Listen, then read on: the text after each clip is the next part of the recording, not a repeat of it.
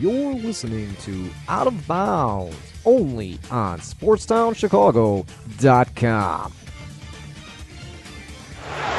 But the Taves line is going to come on the ice now because it's been a long shift for Hedman and Strowman. Callahan, he scores! Ryan Callahan with a roof shot that becomes the first goal of the game. Here comes Kucherov. Kucherov backhanded one on the Crawford. They whiz away to it. They score! Andre Palat, and it's tied at 2. Hedman brought it on, drifted. Let a center, he can't score, they score! It's bucket! Boyle protects it there, down to the last 3, and 2. It is Taves, but the horn sounds, and the Lightning have won it. Welcome to Out of Bounds here on SportsTownChicago.com. I am Robert Tatka, and with me at this time is our friend of the program. He is the host of the Tampa Bay Lightning pre- and post-game show on the Tampa Bay Lightning Radio Network, Mr. Matt Sammon. Matt, the way the first 2 periods were going last night, it felt like Game 1 all over again. What did the Lightning do in the last period to prevent a reoccurrence? Well, I think what they did, Robert, was just kind of, first of all, catch their breath, but then just overall played their brand of hockey. And it's funny you mentioned that it was very similar to Game 1, and I was thinking the exact same thing when we got to the second intermission, where, granted, the score was different, the situation was somewhat different, but general big picture was that the Lightning was just 1 period away from winning the game. And when you're 1 period away, you have to simplify your game, you have to play smart, and you can't let the wheels fall off if you go behind the goal. And that's exactly what happened. Once Brandon Saad was the second goal, the Lightning responded with a goal just 13 seconds later, and basically it was still okay. Next goal win. So I think they simplified their game. They got back to some basics that were totally missing from especially the first period, but also much of the second period. And I was really surprised they were able to not win the game, but it was a really good counter-attack, considering how awful the game got off the start they had. So we're happy that they got the win, but still got a ways to go on for this team. And this series far from over, in my opinion.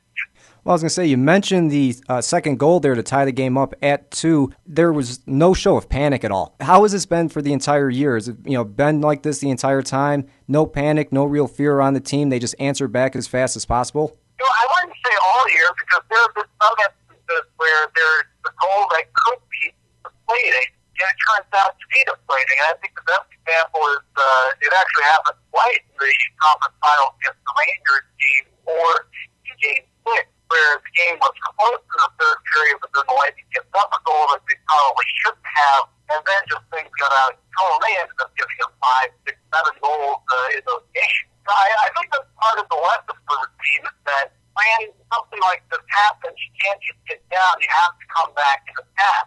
And we certainly saw that last night. I think the back triplet line came on right after that goal was one reason why they found success, but they were not just going to say, okay, we're going to try to defend well and just hope that our goaltender can hold us to a 2-1 game and maybe we'll score late. They were out with the idea of, okay, guys, we're going to go get this one back, and they've not.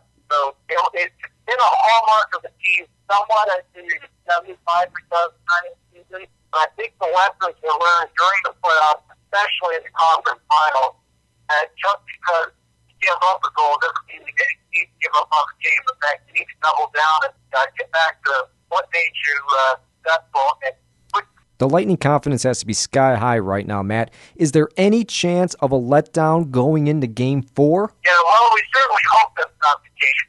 And I would have to think that even though the Lightning won the game, probably pre-game, last night was the worst effort. It really was. Things really did not tilt until, midway through the third period. That second goal kind of righted the ship. The pace took a little bit of went uphill to Blackhawks. Thought they were going to, start pulling away for a lead at, 5-1-10.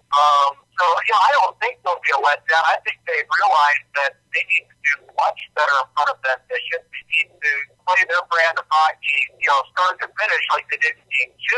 And I don't think there'll be a letdown in the sense that I think they know that they can win games on the road in a tough environment. environment like Chicago, on a big stage like this. If the Lightning lose Game 4, I think it's simply because Blackhawks raised their level. And, I think you heard that from several players. Jonathan James mentioned it today that, they just need to amp up their game just a little bit. Not that the Blackhawks playing poorly, but just that the Lightning have been able to have two more highs and lows in this period. And that's why they have the 2-1 lead this time. All right, now a lot of talk, Matt, in Chicago is regarding the health of one Ben Bishop. There's a lot of fans who believe that he's injured. I don't necessarily believe that. I mean, he faced 38 shots last night, so there should be a reason for fatigue, especially at the end of the game. Is there any reports coming out of Tampa that Ben Bishop is not feeling very well at all still, or is it just all pretty much, him just withstanding all the shots that he faced last night? Well, it's hard to say because you're never really going to get a true health report from the team at this stage of the season. Mm-hmm. With that said, we all know he left Game 2 for some reason. Seemed to be fine to go in Game 3, but there was plenty of evidence that he was laboring through something, especially in the first period. So my answer to that is, if you're getting outshot 19-7, including a 16-2 stretch in the final 14 minutes of a period, I might be leaning to the left a little bit as well, just because of sheer exhaustion. Well, whatever's ailing Ben Bishop, if there is something, he's been able to play through it. I think that's something that's kind of getting lost in the shuffle. Everyone's talking about Cedric Paquette and Victor Hedman, and rightly so. I mean, these are caused victory and series so far. But the fact that Ben Bishop may not have been at 100%, and he was still good enough to hold down the fort the first period, still make 36 games on 38 shots. That's a hell of a performance. I mean, that's something there. But if the Lightning goes on to win this series, you're looking back saying, that performance by Ben Bishop may have saved the series. There's no reason to believe that it could have been 3-1 or 4-1 at the end of the first period if they were Blackhawks. I don't know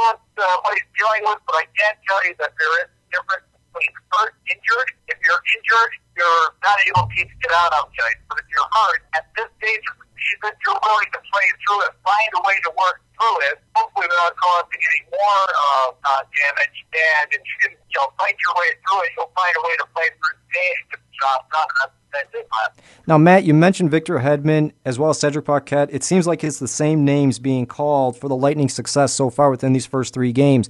Can this team keep it up without having the superstars like Stamkos really coming through on the goals? I know you mentioned last time if there's at least 2 checkers on Stammers, then there's always going to be someone open. So far, it seems like the Blackhawks, they haven't been able to figure out the Lightning just yet. Yeah, and the team's going to need contributions from everybody because eventually the third line is going to get shut down. That means good things, I would think, Stamkos, so forth, for Warren. In my opinion, that line did not have their best game last night. I thought defensively they were upset, but they're going to get their chances offensively and defensively to make up for Game 3. But because you're going to have a line that gets canceled out, that's not a checker to the other team. But you're going to have a line that, for whatever reason, just has an off game, even though you can't really have any off game for the season. This is why you need depth scoring. This is why you need a Ronnie Callahan goal off of a 120-foot outlet pass.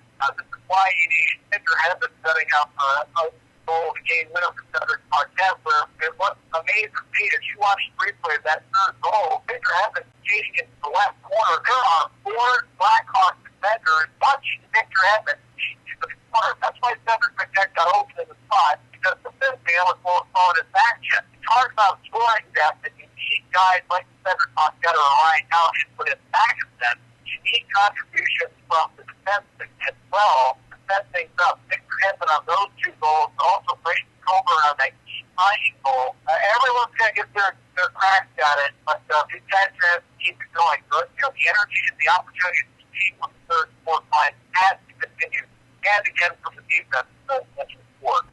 All right, Matt, that's going to wrap up Game 3 for us. Again, thanks for coming in and breaking down Game 3 from the Tampa Bay Lightning side. I'm always glad to have you here as a friend of the program of Out of Bounds here on SportsTownChicago.com. Just glad that you always give us a call back. I never know if I'm ever bothering you or if you don't like me or something. Well, thank you very much. No problem at all. If you were bothering me, I wouldn't return your phone call. That's good. But I'm looking forward to an exciting Game 4. I think this is a difficult game, not just one team can even the series or one team can take a 3-1 lead, but I think you're going to see the best game that the Blackhawks put up in the series. Considering they actually played fairly well throughout the first 3 games, I think we're in for a heck of a matchup tomorrow night. Man, I know there's a lot of Blackhawk fans on the cliff right now, and one of the stats out there is that the winner of Game 3 has won 21 of the past 26 Stanley Cups, so I know they're not very happy about that right now here in the city of Chicago. Well, I've got a good stat for you, too. I know you follow me on Twitter. I think I put it out there this morning. I got it from somebody else, but under Joel Flintstone, the Hawks are 30-30 in games 1 through 3. Period. I think the number is 40-14 in games 4 through 7. So that's why I don't want to get too excited. Because, I mean, you know, it's all night for the Hawks team is built to rebound and don't get the work done. I think they're going to have a heck of a game tomorrow night. That was Matt Sammon from the Tampa Bay Lightning Radio Network. You're listening to Out of Bounds here on SportsDownChicago.com.